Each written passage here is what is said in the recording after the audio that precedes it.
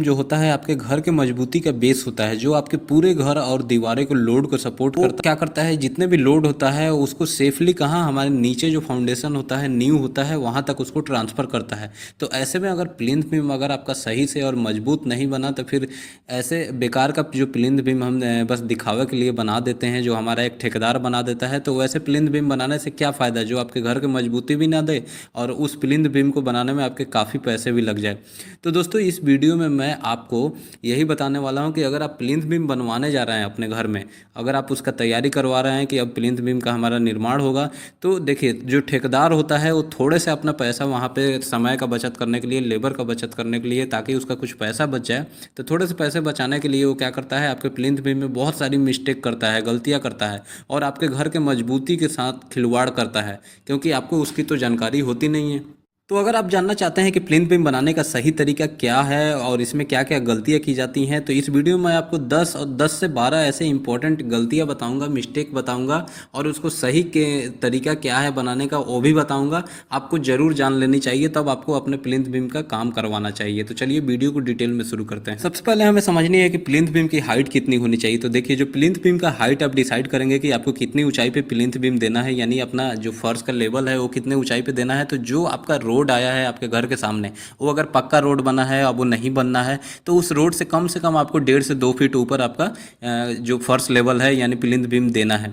ठीक है, अब उतना रखेंगे तो क्या है कि आपका फ्यूचर में रोड बनेगा नहीं, तो वही लेवल पे आपका आराम से काम चल जाएगा। अब वहीं अगर आपके घर के सामने कच्चा रोड है या अभी बना नहीं है, तो ये समझिए कि वो रोड अभी 2-3 बार करके बनेगा, थोड़ा थोड़ा तो ऊपर उठेगा, यानी 1.5 से 2 फीट वो ऊपर उठेगा। तो आप जो अपने वो कच्चा रोड से कम जो प्लिंथ बीम का हाइट रखेंगे वो कम से कम 3 से 4 फीट ऊपर रखें।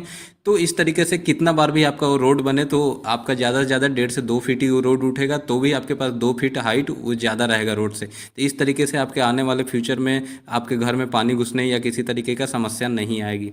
अगली और सबसे इम्पॉर्टेंट चीज़ लोग मिस क्या करते हैं कि प्लिंथ बीम के नीचे बहुत जगह देखा गया है क्या कि वो ब्रिक वर्क नहीं कराते हैं, वो दीवार नहीं बनाते हैं, वो डायरेक्ट क्या करते हैं कि मिट्टी के भराई करते हैं और उस पर ईंट की सोलिंग करते हैं और उस पर सरिया बांध के प्लिंथ बीम की ढलाई कर देते हैं। अब आप जानते हैं कि प्लिंथ बीम के ऊपर हमारा पूरा घर का दीवार होता है। तो ऐसे में अगर आप वहाँ से जो मिट्टी है बारिश के टाइम में अगर अगल बगल से कहीं से पानी उसमें घुसता है या बारिश में अगर वो मिट्टी दबती है, वो मिट्टी अगर सेटल डाउन होती है, तो प्लिंथ बीम हमारा सेटल डाउन होता है, तो उसमें क्या होता है कि हमारे दीवारों में क्रैक आ सकता है, हमारे घर की मजबूती कम हो जाती है। तो इसलिए आपको ये ध्यान रखना है कि प्लिंथ बीम के नीचे ब्रिक वर्क जरूर देना है, और ये ताकि वो जो ब्रिक वर्क आप दिए रहेंगे तो दीवारों आपके प्लिंथ बीम को बैठने नहीं देगा, मिट्टी सेटल डाउन भी हो जाएगा। तो इस तरीके से आपके दीवारों में कोई इसी तरीके का आगे चल के कोई क्रैक नहीं आएगा और घर मजबूत बना रहेगा। आपको बता दूं कि जो मिनिमम साइज आपको देना है प्लिंथ बीम में, सबसे पहले आप ये देख लीजिए कि अगर सिर्फ आप एक मंजिल का मकान बना रहे हैं, ग्राउंड फ्लोर या फिर ग्राउंड फ्लोर प्लस वन, यानी कि एक मंजिल और या फिर 2 मंजिल का मकान, तो उसमें जो प्लिंथ बीम का जो मिनिमम आपको साइज रखना है वो 9 इंच बाई 9 इंच का रखना है। मिनिमम की मैं बात कर रहा हूँ, ज़्यादा से ज़्यादा तो आप उसमें 9 इंच बाई 12 इंच का, 9 इंच बाई 15 इंच का दे सकते हैं, कोई दिक्कत नहीं है, लेकिन मिनिमम 9 इंच बाई 9 इंच से कम आपको नहीं रखना है। और वहीं मान लीजिए कि आप 2 मंजिल का मकान बना रहे हैं या 3 मंजिल का, तो उसमें जो प्लिंथ बीम का आपको मिनिमम साइज रखना है वो देना है 9 इंच बाई 12 इंच का या 9 इंच बाई 15 इंच का, यानी कि 230 mm बाई 300 mm का, उससे कम नहीं देना है। अब बात करें कि इसमें स्टील कितना देना है, तो मिनिमम जो कम से कम आपको स्टील रखना है वो 4 स्टील आपको देना है, कितने 12 mm का, उससे कम का नहीं देना है। अब ठेकेदार लोग यहाँ पे गलती क्या करते हैं कि वो क्या करते हैं, आपके जो बीम होता है उसमें कहते हैं क्या कि 10 mm का 4 स्टील आप डाल लीजिए, कोई दिक्कत नहीं है, प्लिंथ बीम ही तो है, आप एक मंजिल का मकान बना रहे हैं। लेकिन दोस्तों ऐसी मिस्टेक आपको नहीं करनी है। IS स्टैंडर्ड कोड जो हमारा कहता है 456 के हिसाब से कि मिनिमम जो स्टील आपको देना है वो आपको 12 mm का 4 स्टील देना है, उससे कम डाया का स्टील आपको प्लिंथ बीम में नहीं देनी चाहिए। अब जो ये प्लिंथ बीम बनाने में हम जो स्टीरअप देंगे, यानी जो जिसे हम रिंग भी कहते हैं, तो रिंग जो है वो आपको 8 mm डाया के स्टील से देना चाहिए, उससे कम डाया के स्टील में नहीं देना चाहिए। मैं बहुत जगह देखा हूँ ठेकेदार लोग क्या करते हैं 6 mm का सरिया लाते हैं और उससे वो जो स्टीरअप होता है वो बना देते हैं। क्यों? क्योंकि वो सस्ता भी पड़ता है उनको, और दूसरी बात क्या कि उसको मोड़ने काटने में आसानी रहती है। तो लेकिन उनको दोस्तों बहकावे में नहीं आना है, 8 mm डाया से कम का आपको स्टीरअप के लिए सरिया इस्तेमाल नहीं करना है। दूसरा चीज़ ये कि जब भी रिंग में प्लिंथ बीम का जो हम बीम बनाते हैं तो उसमें जो रिंग डालते हैं, जो स्टीरअप डालते हैं, तो वो लोग क्या करते हैं ना कि जो एक रिंग से दूसरे रिंग की जो दूरी है वो मैं देखा हूँ कि 300 mm, मतलब कि 12 इंच, 1 फीट से ज़्यादा 12 इंच 14 इंच का रख देते हैं। और तो दोस्तों ये बहुत बड़ी गलती है। जो IS स्टैंडर्ड कोड होता है उसके हिसाब से वो कहता है कि सेंटर में, जैसे कि मान लीजिए कि आपका रिंग जो एक कॉलम से दूसरे कॉलम के बीच की जो दूरी अगर मान लीजिए आपका 10 फीट है, तो उसमें जो आप जो आपको स्टीरअप देंगे, रिंग देंगे,